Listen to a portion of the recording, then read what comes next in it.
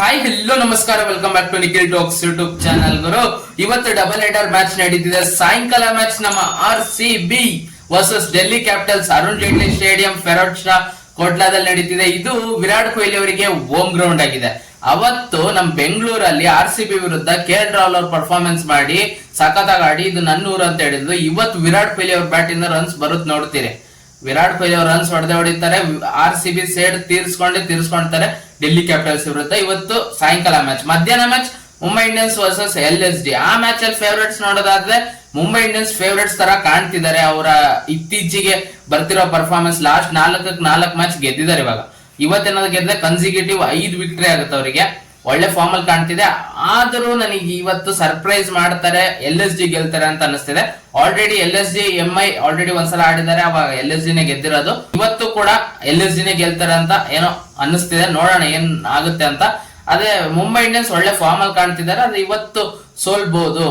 4 match ಗೆದ್ದಿದಾರಲ್ಲ, ಇದು ಒಂದ್ ಸ್ವಲ್ಪ ಸೋಲ್ಬಹುದು ಅಂತ ಅನ್ನಿಸ್ತಿದೆ ಅಷ್ಟೇ. 5 ಮ್ಯಾಚ್ ಗೆಲ್ಲೋದು ಕಷ್ಟ ಅಂತ ಅನ್ನಿಸ್ತಿದೆ ಅಷ್ಟೇ. ಅದೇ ತುಂಬಾ ಸ್ಟ್ರಾಂಗ್ ಆಗಿ ಕಾಣ್ತಿರೋದು ಮುಂಬೈ ಇಂಡಿಯನ್ಸ್ LSD ಕಂಪೇರ್ ಮಾಡಿದ್ರೆ. ಆದ್ರೆ ಇವತ್ತು LSD ಏನೋ ಸರ್ಪ್ರೈಸ್ ಮಾಡಿ ಸಖತ್ತಾಗಿ ಆಡಿ ಅವ್ರು ಗೆಲ್ತಾರೆ ಅಂತ ಅನ್ನಿಸ್ತಿದೆ. ನೋಡೋಣ ಏನಾಗುತ್ತೆ ಅಂತ.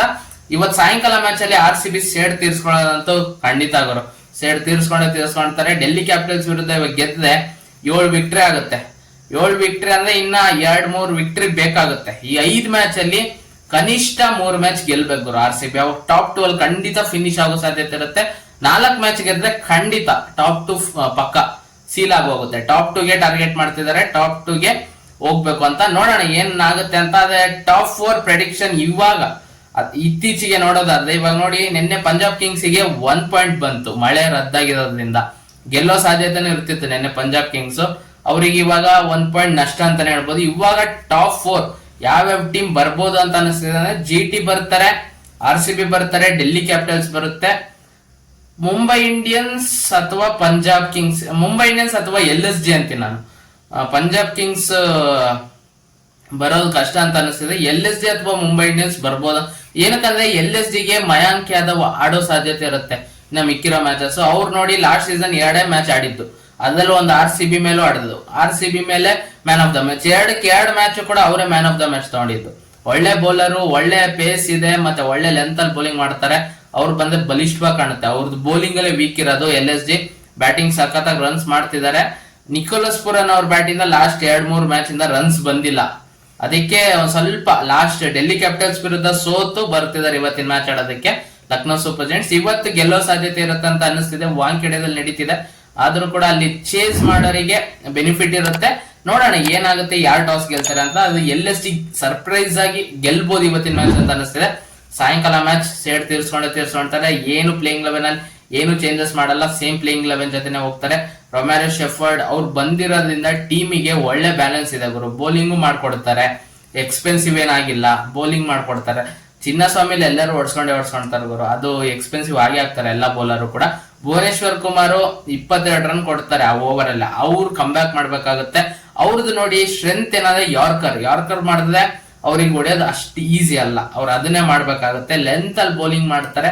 ಅದೇ ಅವ್ರಿಗೆ ಎಡುತ್ತಿರೋದು. ಅಂದ್ರೆ ಅವ್ರದ್ದು ಪೇಸ್ ಜಾಸ್ತಿ ಇಲ್ವಲ್ಲ, ಅವ್ರಲ್ಲಿ ಸ್ಲೋವರ್ ಅನ್ನು ಏನೇನೋ ಯೂಸ್ ಮಾಡುವಾಗ ಒದೆ ತಿಂತಿದ್ದಾರೆ. ಅವ್ರು ಯಾರ್ಕರ್ ಮಾಡಿದ್ರೆ ಸಖತ್ತಾಗಿರುತ್ತೆ ಡೆತ್ ಓವರ್ಸ್ ಅಲ್ಲಿ. ನೋಡೋಣ ಇವತ್ತು ಯಾವ ರೀತಿ ತಿದ್ಕೊಂಡ್ ಬರ್ತಾರೆ ಬೌಲಿಂಗ್ ಅಲ್ಲಿ ಅಂತ. ಮತ್ತೆ ಇವತ್ತು ಜೋಶ್ ಹೇಜಲ್ವುಡ್ ಸಖತ್ತಾಗಿ ಲಾಸ್ಟ್ ಮ್ಯಾಚ್ ಅವ್ರು 4 ವಿಕೆಟ್ ಪಡ್ಕೊಂಡು RCB ನ ಚಿನ್ನಸ್ವಾಮಿ ಸ್ಟೇಡಿಯಂ ಅಲ್ಲಿ ಗೆಲ್ಲೋ ತರ ಮಾಡಿದ್ದು. ಅವ್ರ ಕಡೆಯಿಂದ ಇವತ್ತು ಕೂಡ ಅದೇ ತರ ಪರ್ಫಾರ್ಮೆನ್ಸ್ ಎಕ್ಸ್ಪೆಕ್ಟ್ ಮಾಡಬಹುದು. ಮತ್ತೆ ಬ್ಯಾಟಿಂಗ್ ಅಲ್ಲಿ ವಿರಾಟ್ ಕೊಹ್ಲಿ ಅವರು ಇವಾಗ ನೋಡಿ ಇದು ರನ್ ಗೆಟರ್ಸ್ ಅಲ್ಲಿ 2nd ಪ್ಲೇಸ್ ಅಲ್ಲಿ ಇದ್ದಾರೆ. ಇವತ್ತೇನಾದ್ರು ಒಂದು 50 ರನ್ ಬಂತು ಅಂದ್ರೆ ಇವತ್ತು ಟಾಪ್ ಗೆ ಹೋಗ್ತಾರೆ. Orange cap ಪಡ್ಕೊಳ್ತಾರೆ. 2 ಮ್ಯಾಚ್ ಜಾಸ್ತಿ ಆಡಿರ್ತಾರೆ ಗುಜರಾತ್ ಟೈಟನ್ಸ್ ಗೆ ಹೋಲಿಸ್ಕೊಂಡ್ರೆ. ಸಾಯಿ ಸುದರ್ಶನ್ ಅವರು 2nd ಪ್ಲೇಸ್ ಗೆ ಬರ್ತಾರೆ. ಅವಾಗ 2nd ಪ್ಲೇಸ್ ಅಲ್ಲಿ ಇದಾರೆ ಇವಾಗ ವಿರಾಟ್ ಕೊಹ್ಲಿ. ಅವರು ಆ 973 ರನ್ಸ್ ನ ಬೀಟ್ ಮಾಡ್ಬೇಕು ಈ ವರ್ಷ. ಅಂದ್ರೆ ಪ್ರತಿ ಮ್ಯಾಚ್ ಅಲ್ಲೂ ಅಥವಾ 70, 75, 80 ರನ್ ಮಾಡ್ತಾ ಹೋದ್ರೆ ಇನ್ನು ಮಿಕ್ಕಿರೋ ಮ್ಯಾಚಸ್ ಖಂಡಿತ ಮಾಡ್ಬೋದು. ಮಾಡೋ ಸಾಧ್ಯತೆನೂ ಇರುತ್ತೆ ಗುರು. ಇವ್ರು ವಿರಾಟ್ ಕೊಹ್ಲಿ ಅವರು ಆ ತರನೇ ಆವರೇಜ್ ಮೇಂಟೈನ್ ಮಾಡಿರೋದು. ಈ IPL ಅಲ್ಲಿ 65 ಇದೆ ಅವ್ರದ್ದು ಆವರೇಜ್. ಸಖತ್ತಾಗಿ ಆಡ್ತಿದ್ದಾರೆ. ಅವ್ರು ಅದೇ ತರ ಆಡ್ತಾ ಹೋಗ್ಬೇಕು. ಅಕಸ್ಮಾತ್ ವಿಕೆಟ್ ಕಳ್ಕೊಂಡ್ರೆ ಅವ್ರ ಆಂಕರಿಂಗ್ ರೋಲ್ ಯಾವ ರೀತಿ ಮಾಡೋದಲ್ಲ ಲಾಸ್ಟ್ ಮ್ಯಾಚ್, ಆ ತರನೇ ಆಡ್ತಾ ಹೋದ್ರೆ ಸಾಕು. ನೋಡಿ ಅವ್ರ ಆಂಕರಿಂಗ್ ರೋಲ್ ಮಾಡಿದೇನೆ 42 ಬಾಲ್ 70 170, 170, 175 ಸ್ಟ್ರೈಕ್ ರೇಟ್ ಅಲ್ಲಿ ಬ್ಯಾಟಿಂಗ್ ಮಾಡ್ತಾರೆ. ಅವರು ಇನ್ನೂ ಸೆಟ್ ಆಗಿ ಇನ್ನೂ ಸಖತ್ತಾಗಿ ಆಡ್ತಿದ್ದಾರೆ. ಒಂದ್ ಎಂಡ್ ಅಲ್ಲಿ ವಿಕೆಟ್ಸ್ ಬೀಳ್ತಿಲ್ಲ ಅಂದ್ರೆ ಅವರು ಕೂಡ ಚಾರ್ಜ್ ತಗೊಳ್ತಾರೆ. ಅವ್ರದ್ದು ಕೂಡ ಸ್ಟ್ರೈಕ್ ರೇಟ್ ಇನ್ನೂ ಬೆಟರ್ ಆಗುತ್ತೆ. ನೋಡೋಣ ಇವತ್ತು ಯಾವ ತರ ಹೋಗುತ್ತೆ ಅಂದ್ರೆ RCB ಸೇಡ್ ತೀರ್ಸ್ಕೊಂತಾರೆ ಅಂತ ಅನಿಸ್ತಿದೆ. ಡೆಲ್ಲಿ ಕ್ಯಾಪಿಟಲ್ಸ್ ಕಡೆ ಬೌಲಿಂಗ್ ವೀಕ್ ಕಾಣ್ತಿದೆ ಗುರು. ಮಿಚೆಲ್ ಸ್ಟಾರ್ಕ್ ಇರ್ಬೋದು, ಮುಖೇಶ್ ಕುಮಾರ್ ಲಾಸ್ಟ್ ಮ್ಯಾಚ್ ತೆಗ್ದಿರೋದಿರ್ಬೋದು, ಆದ್ರೂ ಕೂಡ ಅವ್ರದ್ದು ಒಟ್ಟಿಗೆ ಬರ್ತಿಲ್ಲ ಬೌಲಿಂಗ್ ಪರ್ಫಾರ್ಮೆನ್ಸ್. ಅಷ್ಟೊಂದೇನು ಭಯ ಬೀಳ್ಸೋ ತರ ಏನಿಲ್ಲ. ಅರುಣ್ ಜೇಟ್ಲಿ ಸ್ಟೇಡಿಯಂ ಅಲ್ಲಿ ಸೇಮ್ ನಮ್ಮ RCB ಚಿನ್ನಸ್ವಾಮಿ ವಿಕೆಟ್ ತರನೇ ಅಲ್ಲಿ ಡ್ಯೂ ಜಾಸ್ತಿ ಬಂದ್ರೆ ಬೌಲಿಂಗ್ ತಗೊಳ್ಳೋ ಅವಶ್ಯಕತೆ ಇರುತ್ತೆ. ಇಲ್ಲಾಂದ್ರೆ ಡ್ಯೂ ಇಲ್ಲ ಅಂದ್ರೆ ಅಷ್ಟೇನು ವ್ಯತ್ಯಾಸ ಆಗಲ್ಲ. ರನ್ಸ್ ಅಂತೂ ಇದ್ದೇ ಇರುತ್ತೆ. 200+ ರನ್ಸ್ ನ ಎಕ್ಸ್ಪೆಕ್ಟ್ ಮಾಡ್ಬೋದು ಫಸ್ಟ್ ಇನ್ನಿಂಗ್ಸ್ ಸ್ಕೋರ್. ನೋಡೋಣ ಯಾರು ಫಸ್ಟ್ ಬ್ಯಾಟಿಂಗ್ ಮಾಡ್ತಾರೆ, ಯಾರು ಚೇಂಜ್ ಮಾಡ್ತಾರೆ ಅಂತ. ನನ್ನ ಬೋಲ್ಡ್ ಪ್ರಿಡಿಕ್ಷನ್ RCB ಸೇಡ್ ತೀರ್ಸ್ಕೊಳ್ತಾರೆ.